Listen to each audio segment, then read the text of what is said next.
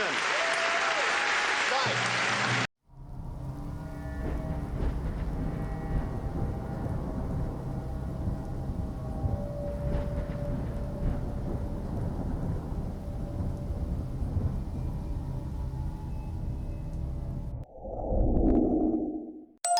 Good morning everyone, how you doing? It's Paul here.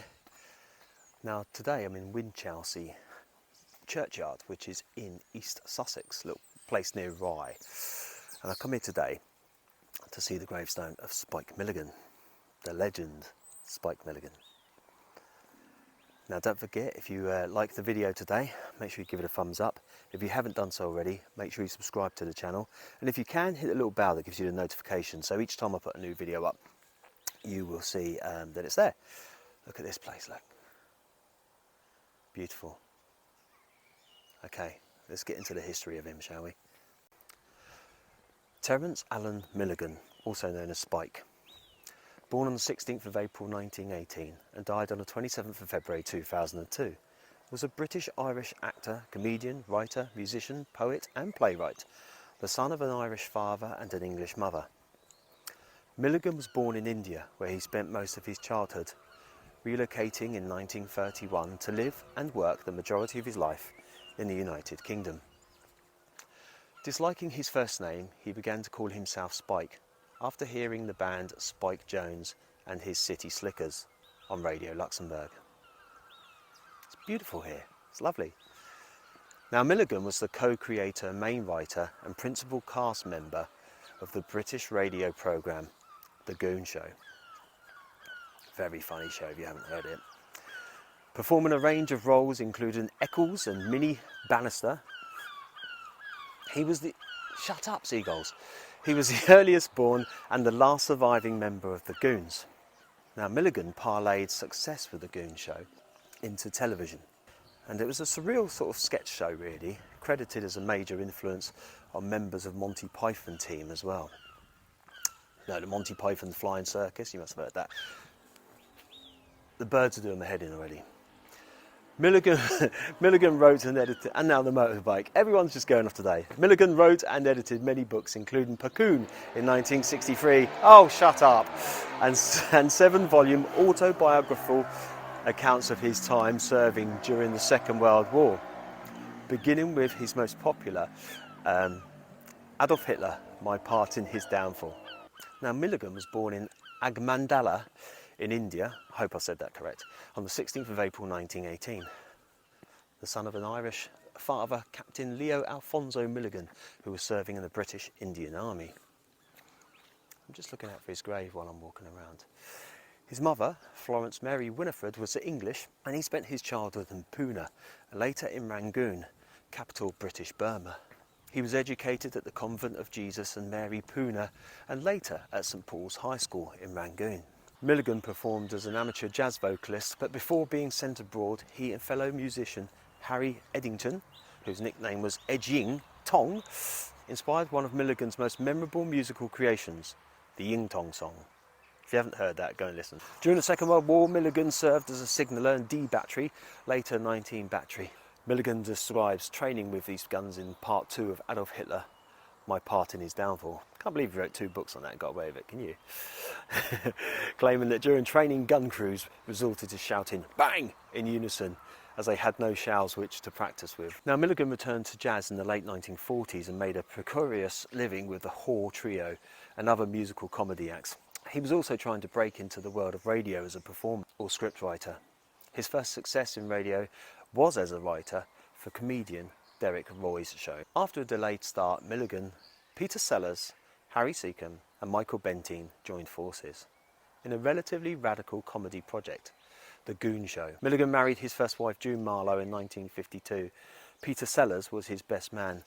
They had 3 children, Laura, Sean and Sile, and divorced in 1960. He married Patricia Ridgway, also known as Paddy, in June 1962, with George Martin as best man. And the marriage produced 1 child, Jane Milligan. The marriage ended with Patricia's death from breast cancer in 1978. Now in 1975, Milligan fathered a son, James, born on June 1976, in an affair with Margaret Morn. Now his last wife, Sheila Sinclair, to whom he was married from 1983 until his death on the 27th of February 2002. 4 of his children collaborated with documentary makers on a multi-platform programme called I Told You I Was Ill, The Life and Legacy of Spike Milligan. Upon marrying Sheila, his existing will was automatically revoked by operation of law. His former will had left everything to his children, and instead he made a new will which left his entire estate to Sheila. The children attempted to overturn the will to no avail in October 2008. An array of Milligan's personal effects was sold at auction by his third wife Sheila, who was moving into a smaller home. These included his vast legacy of books and memorabilia. Sheila Milligan died in June 2011. Even late in life, Milligan's black humour had not deserted him. After the death of Harry Seacombe, Milligan said, "I'm glad he died before me because I didn't want him to sing at my funeral." However, a recording of Seacombe singing was played at Milligan's funeral service. Now, Milligan died from kidney failure at the age of 83 on the 27th of February 2002 at his home near Rye. On the day of his funeral, the 8th of March 2002, his coffin was carried to St Thomas Church in Winchelsea and was draped in the flag of Ireland. He had once quipped that he wanted his headstone to bear the words, "I told you I was ill," which I think everyone knows him for, don't they? He was buried at St Thomas Churchyard, which is where we are now. A compromise was reached with the Gaelic transition of "I told you I was ill." Dua mi liat go raib mi broiat. I think that's it. And in English, love, light, peace, and the additional epitaph gra mona ort Sheila can be read as great love for Sheila. According to a letter published in Rye and Battle Observer in 2011, Milligan's headstone was removed from St Thomas's Churchyard and moved to be alongside the grave of his wife, but was later returned. Spike Milligan! Spike!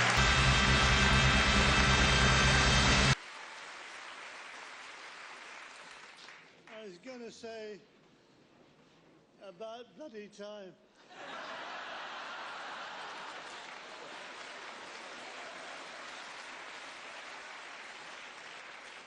As the TV companies have not employed me for 10 years, I will take that as a golden handshake. I'm not going to thank anybody because I did it all on my own.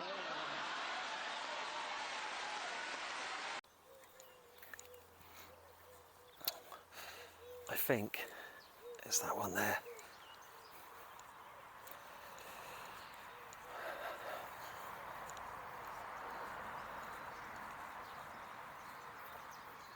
Yep.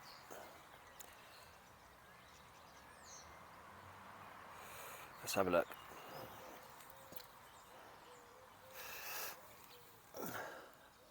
Love, is she peace? Can't quite read that. Terence Alan, Spike Milligan, CBE, HBE, 1918 to 2002. Oh, this is obviously the Gaelic language. I'm going to try. I can't read it that well. Sra, Muin, Org, Sheila. And then there's some more bits that's really hard to read. I haven't got my glasses on. Oh, here we go. Something, musician. Oh God, I can't make any sense of that, but there you go. Loving, Fracking Co, Laura, Sean, Sarah Jane, Cornelli, love.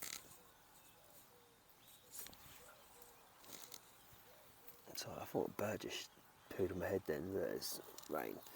Sheila Sinclair, 1944-2011. Much love, wife, sister, man. God, the writing's really hard to make out.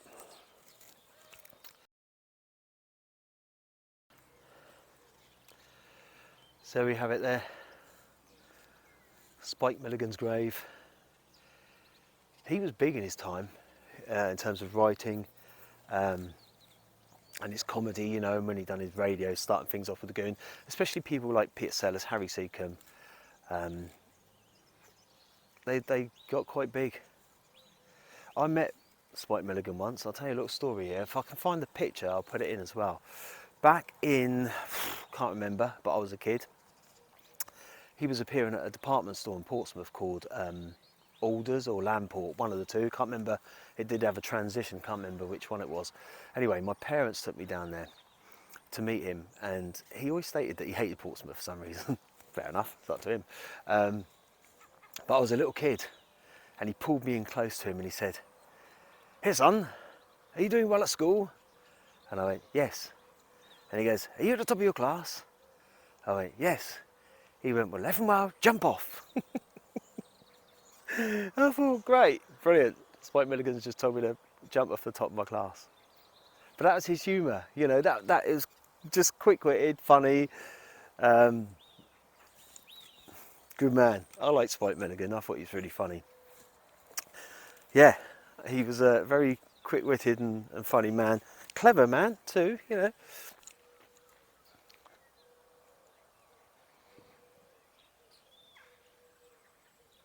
It's gorgeous, isn't it?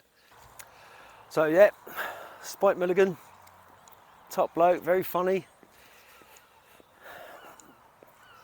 Don't forget to give it a thumbs up if you like the video. Leave me a comment down below if you ever had any interaction with Spike or heard any of his material or seen any of his material at all.